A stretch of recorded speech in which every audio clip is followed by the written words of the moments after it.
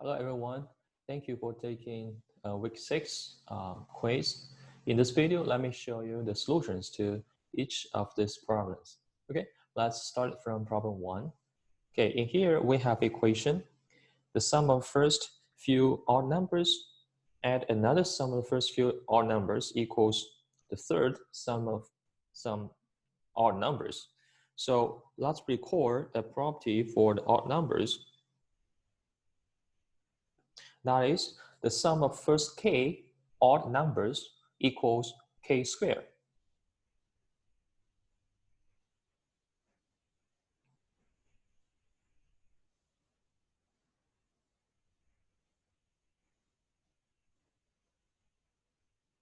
For example, 1 is the first odd number, it equals 1 squared.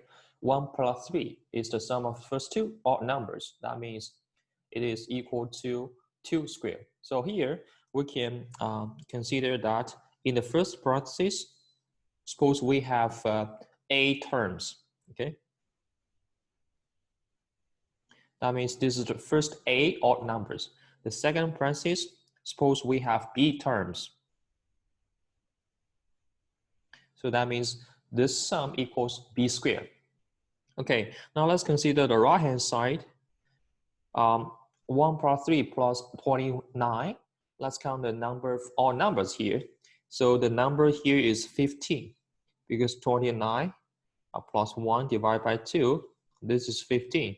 We have 15 terms here. So the equation is equivalent to the following. A squared plus b squared equals 15 squared. And we know the Pythagorean triple, 3, 4, 5. And here we have 5 here is 15, okay? So 5 times 3. So we have 9 squared times plus 12 squared equals 15 squared. So here a equals 9, b equals 12, and or maybe a equals 12, b equals 9, but it doesn't matter because we only calculate n plus n, okay? So, so we have a equals 9, b equals 12, or a equals 12, b equals 9. But it doesn't matter, it doesn't change the solution. All right, so let's suppose a equals 9, b equals 12, and let's calculate m. So a equals 9 means m is the ninth odd number.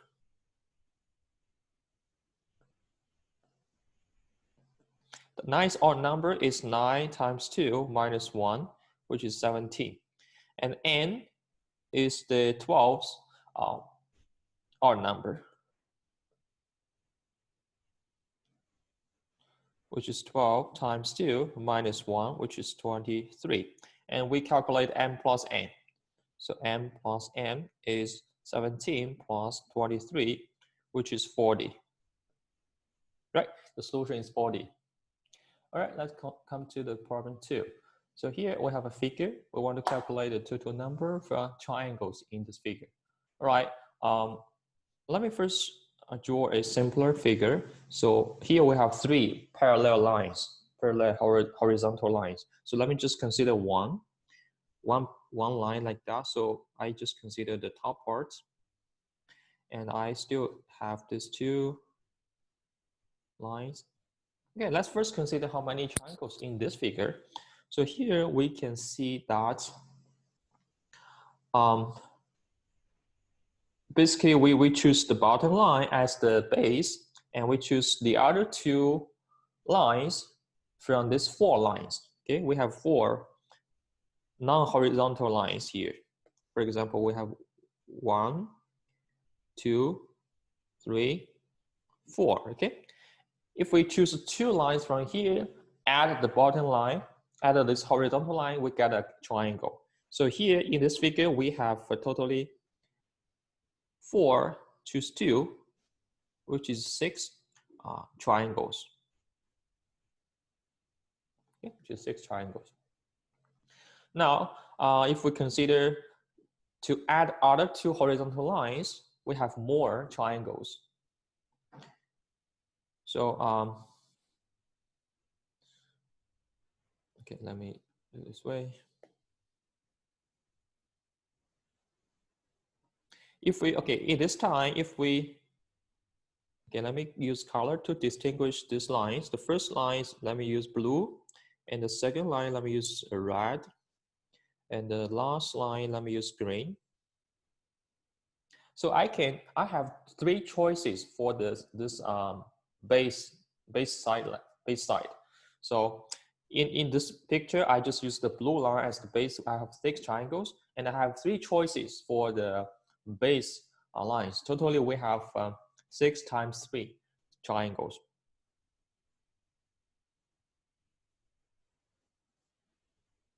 So if I use this way, if I, okay.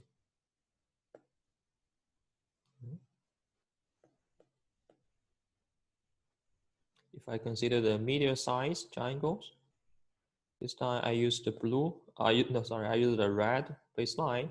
I still have 6 triangles. 4 choose 2 is 6 triangles. And also if I consider the largest case,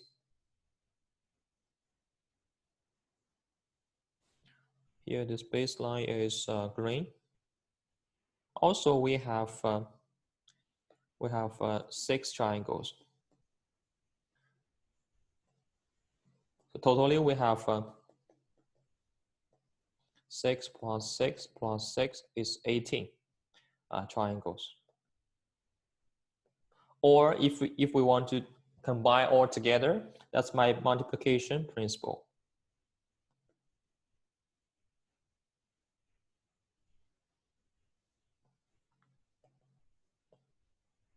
Because for this not horizontal line, we have 4 choose 2, right? 4 choose 2. And for the horizontal line, the baseline, we have 3 choices. So 3 choose 1. So this is 18. So you can do either way. The solution is 18. All right, let's come to problem 3.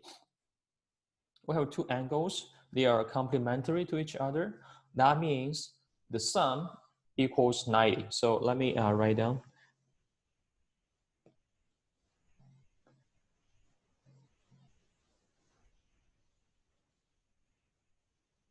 Complementary angles means the sum equals 90 degree. And here we see that the ratio of these two angles is 4 to 5. So that means the angles are 40 degree and 50 degree. So the first angle is 40 degree. And the second angle is 50 degree. That's not difficult to get. So then we change the angles, right? So the smaller measure is increased by 10%. So the smaller angle is increased by 10% plus 10%. So 10% of 40 degree, that means 4 degree. So it's equivalent to adding 4 degree. So totally we have 44 degree. And in order to, okay, we should decrease the larger angle and to remain complementary, right? So the other angle has to be 46 degree, because the sum has to be 90. So let's see what's the change for the larger angle. So here we see that larger angle decrease. It decreased by 4 degree, right? Minus 4 degree. Okay, and then we want to calculate the percentage. So minus 4 divided by the original angle, which is 50. This is equivalent to negative 8%. So that means by negative 8%, by 8%, the larger angle decrease. The answer is 8%. Okay. All right, let's come to problem 4. So we have 3 persons and teamwork in pairs. So let me use notation to denote the amount of work they can do in by each person. Okay, so let me use notation. Let E a number, okay, a fraction, M and the T be the amount of work. per hour by these three persons, right? Eddie, Michael, and the team. Okay, now let's consider the teamwork in pairs.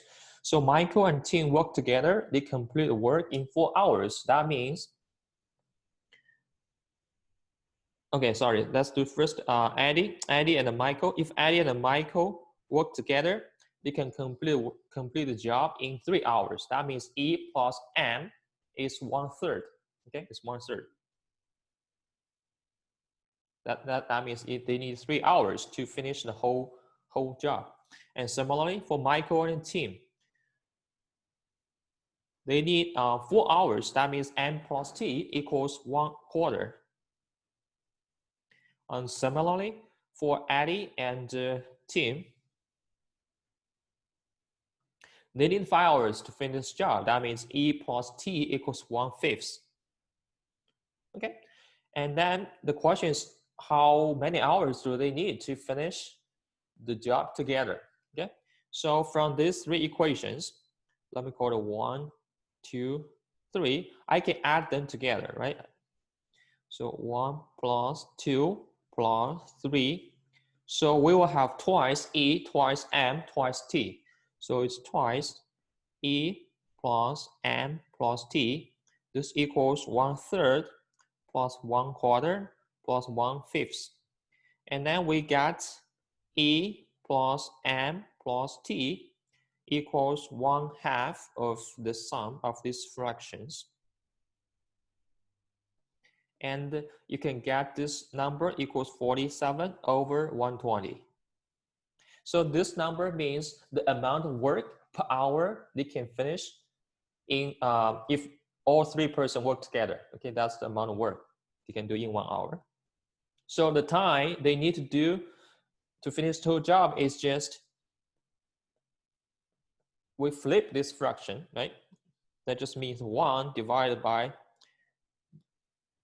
47 over 120, which is 120 over 47. So the answer is 8. All right, let's come to problem 5. We have 3 numbers on the real line, and we want to find a possible value for x. So here the number line means a number on the right is larger than the number on the left. So from the picture, we get the first that x is smaller than x cubed and is smaller than x squared. So we need to find a number to satisfy all these requirements.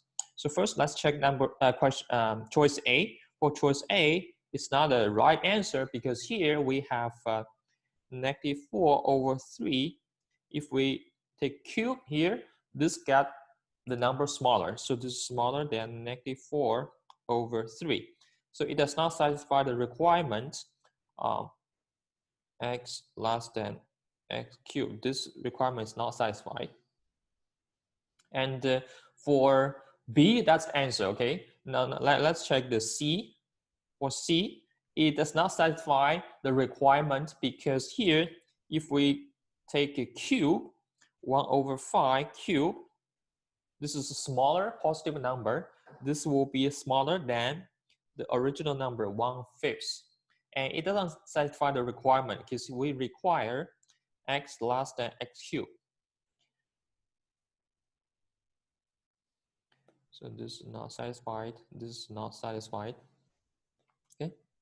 So C is not the answer. Similarly, let's check D. For D, if we need to compare the cube and the square because the cube gets larger than the square. So 3 over 2 square, it is less than 3 over 2 cube. That's because 3 over 2 is a positive number that's larger than 1. When we cube, this number is larger than the square. So it does not satisfy the requirement x cubed less than x squared. This is violated. And then for the last, E is similar to D because 2 squared is less than 2 cubed by the same reason. So we don't have x cubed less than x squared. And actually, we only have the choice B works, because if we -2/5, this is less than -2/5 cube, because when we take cube, the absolute value is, this number has absolute value less than 1. When we cube it, the absolute value is decreased. But this is a negative number. When the absolute value decreases, the number is increased.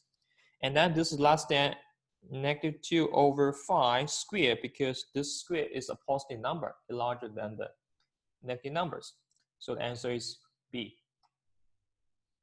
All right, let's come to problem 6. Here we have a special dice, and we have numbers on the opposite side add to the same sum, and we see the 3 numbers in the picture. So let me just assume the number on the opposite side of 35 to be x, the number on the opposite side of say 18, the bottom one, let's call it y, and the number on the opposite side of 14, let me call it z. So by the requirement, we see that 35 plus x equals 18 plus y equals 14 plus z, and we want to find the value of z, okay? And we also know that x, y, z are prime numbers, okay? So from the equation, we see that 18 plus y equals 14 plus z.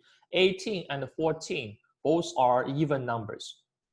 So if 18 plus y equals 14 plus z, they are equal. That means y and z have to have the same evenness or oddness, okay? So both of them must be even, or both of them must be odd. But we know that y and z are different prime numbers. Different prime numbers have the same oddness or evenness. They must be odd, okay? They must be odd.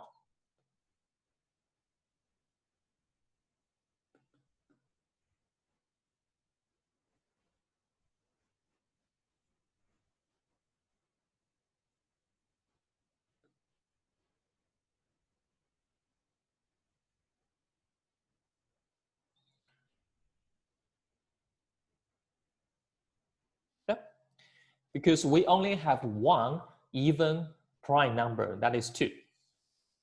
So y and z has to be odd prime numbers.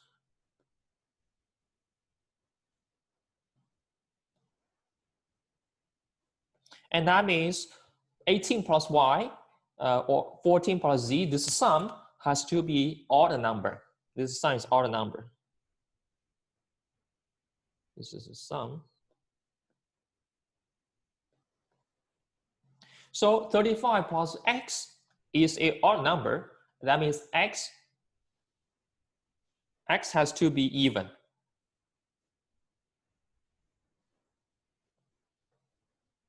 But there's only one even prime number. So x has to be 2. Okay. Now we get that x equals 2. So we have sum equals 37. 35 plus 2 equals 37. And then we can solve all the y and z's.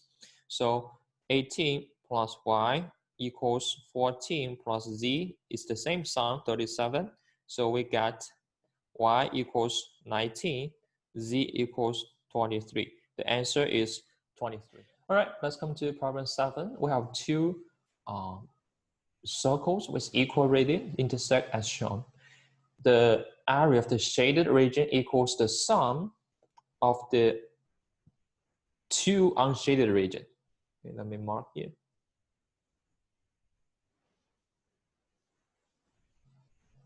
So let me denote the areas for this part. So the unshaded region, each part, let me denote by x. So this is also x. And the shaded region equals the sum of these 2 unshaded regions. That means the shaded region equals 2x. Okay. So the area of one circle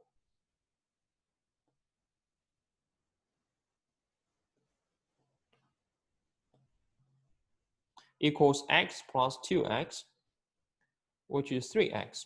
And from the problem, we know that the area of the shaded region is 216 pi. So 2x is 216 pi. That means x is 108 pi. So the area of one circle is 3x. 3 times 108 pi, which is 324 pi.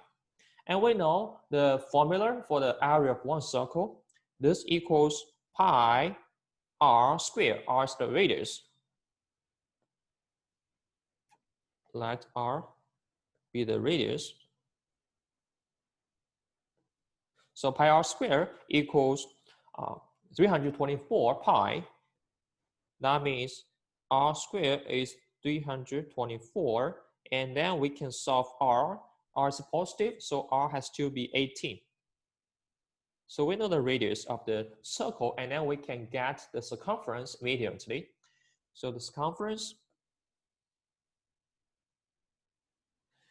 is 2 pi r, right? Circumference is 2 pi r, 2 pi r. R is 18, so it's 36 pi.